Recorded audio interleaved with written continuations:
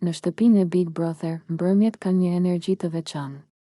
Dritat ndryshojnë ngjyrë, muzika rritet ngadalë dhe banorët, pas një dite të mbushur me tension, debate e heshtje të rënda, përpiqen ta lirojnë veten përmes lëvizjes. Ajo mbrëmje dukej si shumë të tjera, por për disa prej tyre do të mbetej gjatë në mendje. Muzika filloi papritur, me ritëm të fortë. Disa banorë u ngritën menjëherë, disa të tjerë qëndruan ulur, duke vëzhguar. Lëndrimi dhe Dolce u gjetën pranë njëri tjetrit pa shumë mendim. Ishte spontane. Një buzëqeshje, një shikim i shkurtër dhe pastaj lëvizja, ata filluan të kërcejnë bashkë, jo ndonjë koreografi e menduar, por një kërcim i lirë, i natyrshëm. Dolce lëvizte me lehtësi, me siguri në trupin e saj, ndërsa lëndrimi e ndiqte ritmin me energji, duke qeshur, duke u kthyer herë pas here nga ajo sikur donte të sigurohej që ishin në të njëjtën valë. Midis tyre kishte një harmoni që nuk kishte nevojë për fjalë. Në cep të sallonit, Limi i shikonte, fillimisht pa shumë reagim. Vetëm sytë i ishin ndalur aty. Por sa më shumë vazhdonte kërcimi, aq më shumë diçka i shtrëngohej brenda. Nuk ishte xhelozi e hapur, as shpërthim. Ishte një ndjenjë e heshtur, e rënë. Inat. Jo vetëm ndaj lëndrimit, por ndaj situatës, ndaj asaj që po shihte dhe nuk mund ta ndryshonte.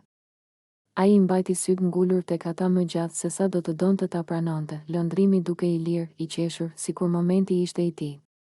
Dolce po ashtu, e zhytur në muzikë, pa u menduar se kush po e shikonte. Ajo thjesht po kërcente. Por për Limin, ajo pamje kishte më shumë kuptim se sa duhej. Shije, tha dikush nga banorët, duke qeshur. Po kënaqen. Limi nuk foli. Vetëm shtrëngoi nofullën lehtë, brenda tij filloi një monolog i heshtur. Mendime që nuk donte t'i kishte, por që nuk ndaleshin. Krahasime. Pyetje pa përgjigje. Pse e bezdiste kaq shumë? Çfarë kishte lëndrimi që ai nuk e kishte? Apo ishte thjesht fakti që dikush tjetër po zinte një hapësirë që Limi? Në heshtje, e kishte ndjerë si të vetën, muzika u bë më e fortë. Dritat u rrotulluan. Lëndrimi dhe Dolce u afruan edhe më shumë gjatë kërcimit, duke qeshur, duke u kthyer rreth e rrotull. Nuk kishte asgjë të tepruar, por mjaftonte. Limi e ndjeu inatin t'i ngrihej në kraharor. Ai u përpoq ta kthente shikimin diku tjetër. Te tavani. Te banorët e tjerë. Por sytë i ktheheshin vetvetiu aty. Çdo buzëqeshje e lëndrimit i dukej provokim. Çdo lëvizje e lirë e tij i dukej e padrejtë. Mos u merr, i tha vetes. Është vetëm kërcim. Por në Big Brother, asgjë nuk është vetëm. Pas disa minutash, kërcimi mbaroi. Muzika u ul. Lëndrimi dhe Dolce u ndalën. Të qeshur, pak të lodhur. Ajo i tha diçka në vesh dhe ai qeshi edhe më fort. Limi e pa atë moment dhe ndjeu sikur diçka u këput brenda tij. Jo dhimbje. Më shumë krenari e lënduar, ai u ngrit nga vendi dhe doli pak në obor. Ajo i freskët e goditi në fytyrë. Mori frym thellë. Duart i kishte të shtrënguara.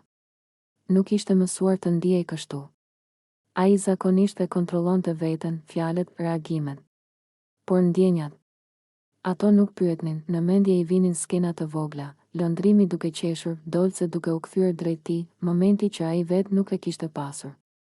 Dhe bashkë me to, një ndjenjë e padrejtë, sikur po i merrej diçka që nuk i ishte premtuar kurrë. Çka po bën? Pyeti veten me zë të ulët. Po e lejon veten me u nervozu për diçka që s'është e jotja. Por ndjenjat nuk dëgjojnë logjik. Brenda, banorët vazhdonin bisedat.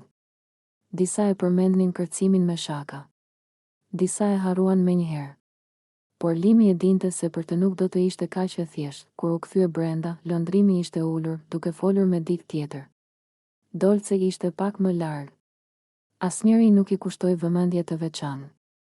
Dhe pikërisht kjo e bezdisi edhe më shumë Limin. Sepse për ta, momenti kishte mbaruar. Për të, jo, ai u ul në heshtje. Syt i kishte të ftohtë. Nuk foli.